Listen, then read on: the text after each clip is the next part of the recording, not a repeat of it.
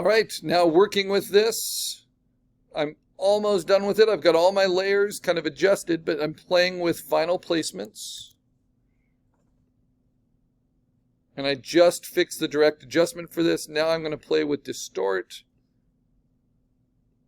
And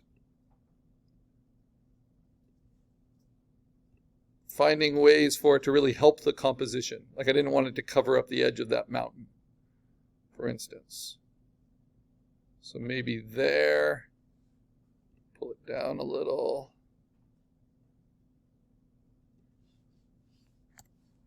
All right. And now the colors are working, but its edges are a little dark, right? And I could go in with my magic wand and kind of trim them.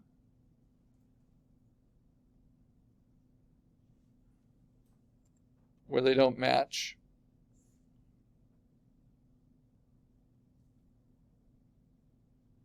Or with my lasso.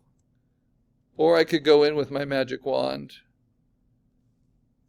and feather them if I think that's needed. But I think that's okay. And then this really bugs me. So I find what layer that's on. And I'm going to make this a more interesting shape. Or at least try.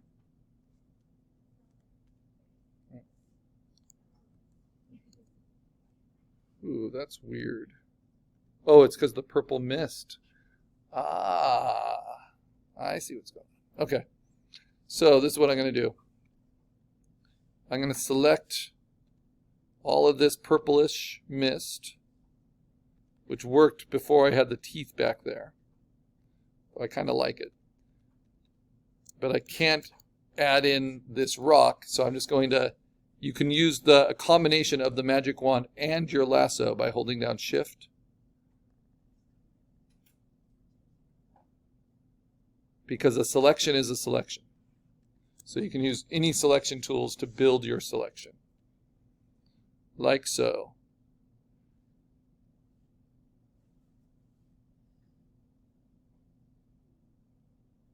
I'm also going to trim this out.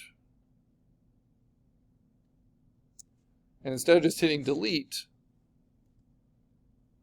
I'm going to use my eraser to try to control this a little bit. But I know I don't want this hard edge, so first I'm getting rid of those. And now I'll go to lower opacities.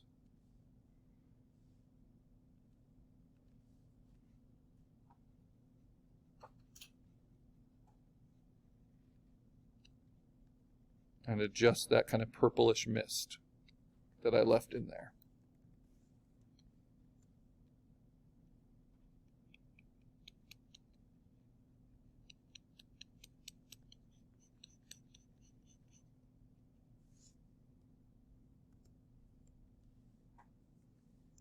And I can subtract from the selection with Option.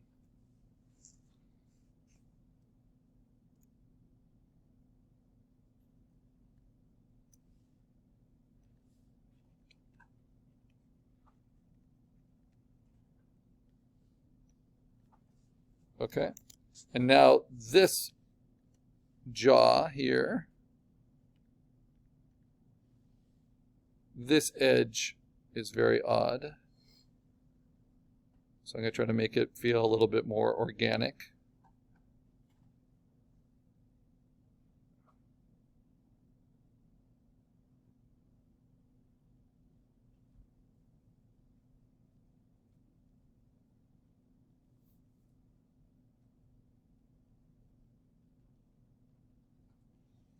Like so. And then I'm going to select and mask that to soften it.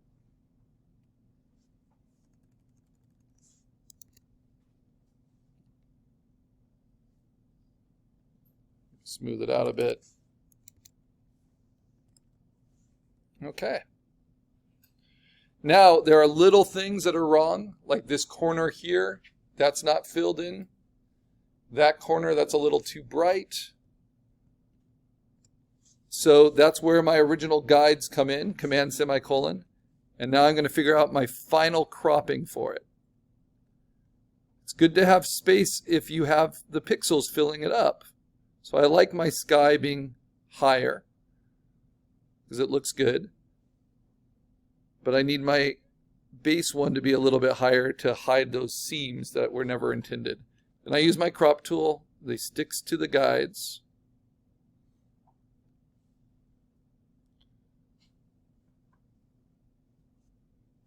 There we go. Now I'm going to look at my inspiration. And I'm going to see, does this kind of feel like my inspiration? Yeah. I wish there was like kind of a sea of mist. There's a structure like in the background. There's a moody sky. There's foreground. The middle ground is lacking. And that's because I wish there was more mist overtaking this section here. So I have the time. What can I do about that? I can go back to Pixabay. And I can look up mist or clouds, right? And I can look only for photos and only authentic. I don't want AI mist.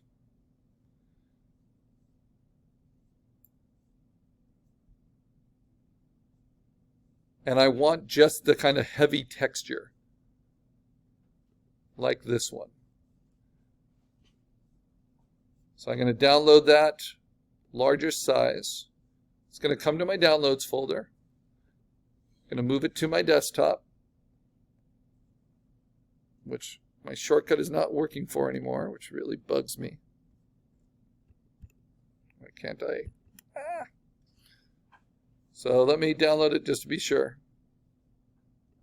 I guess I did. Make sure it's in there. There it is. Okay, so now I'm going to move it to Photoshop just directly. I can move it from my downloads to my desktop, put it in my folder. And I'm going to size this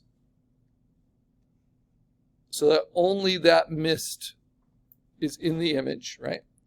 And then I'm going to use 100, I'm going to rasterize it right away. Right click, rasterize.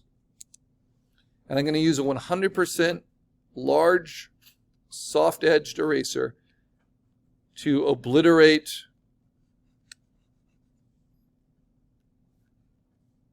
the crisp, hard edges.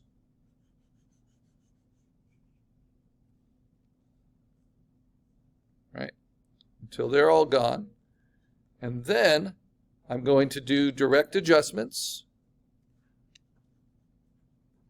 And I can also Command T and warp it. And kind of pull this mist into a shape that fits my composition a little bit better. I can sink it below my foreground layers, right? Like that. And now I'm going to use image adjustments, levels. I want to shift it darker or brighter. Maybe just a touch darker and limit the highlights.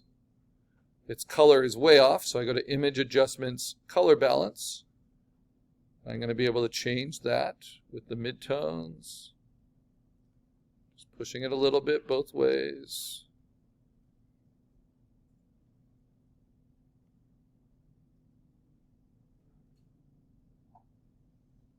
The shadows.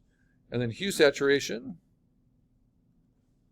See if I want a spectrum shift.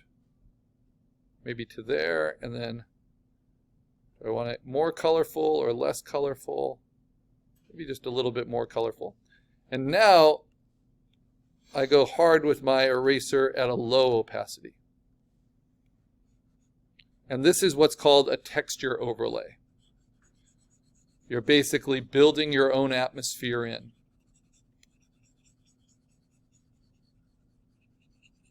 And it will tone the color and the texture as you go.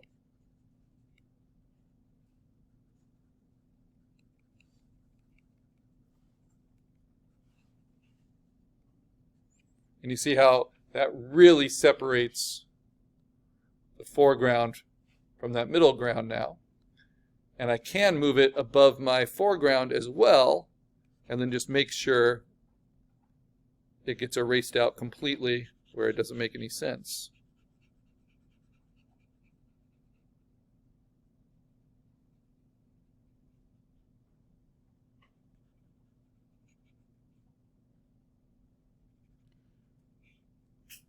But a texture overlay is something that's really going to help us as we continue with this, along with some other techniques we'll learn.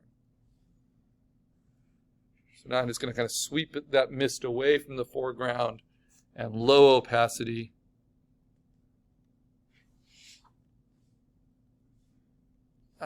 Big eraser.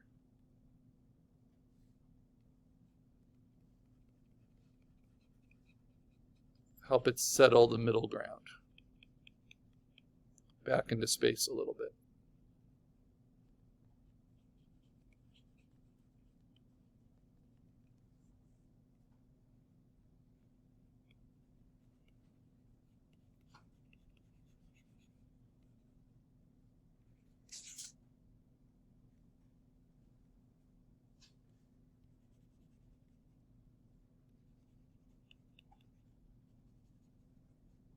Okay, so now I've got my landscape. So it's time to save it. So I like that little bit of mist. Okay, so what do? I'm going to crop it one last time, hit return, because anything that's left out will now be trimmed. I'm going to turn the command semicolon to turn off my guides so I can see that all my edges are clean. This is a finished composition. Then I'm going to say File Save to save it as my PSD file. It's saving to the desktop. I wish I could easily check that. I'm not sure why I can't. But here it is. And now I need to save it as an online format that could go to Canvas. So I say File, Save a Copy. And choose JPEG to the desktop, same name. And I'm going to choose a quality of 10 so that it's underneath 5 megabytes in the preview. So usually 10 to 12 is what we want. If it goes over 5 megabytes, take it a little bit lower.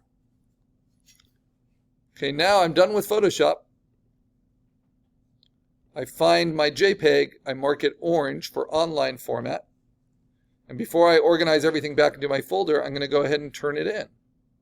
So I'm going to edit my post where I've already posted my sketch and my inspiration. And now I put the second requirement. And this is my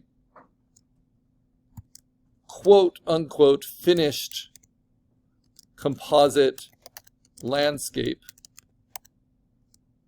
And I'll just say this in italics. It's, and bold, it's as finished as can be by the deadline, because we're always going to be able to improve these, right? You don't need to label them, you just need to post them. So now I'm going to drag and drop that JPEG in, and then I have to shrink it to fit in the window about halfway. Otherwise, these are going to be just huge because these are print quality. Maybe a little bit more than halfway. It can be bigger than your sketch, right? All right, so that's what a finished submission should look like. It should have your sketch and your finished composite. That's based on your vision. Okay. Now I just want to remind you, I think we're going to do the presentation critique next class, so I'll make a note of that on our outline.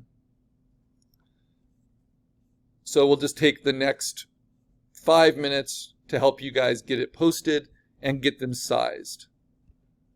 Remember not to post them too large, and as long as you at least have your sketch posted, then you've acknowledged the deadline and you won't get a 0 for the assignment. And then better than not getting a 0 is you can keep working on it and get a new higher score anytime remaining in the semester.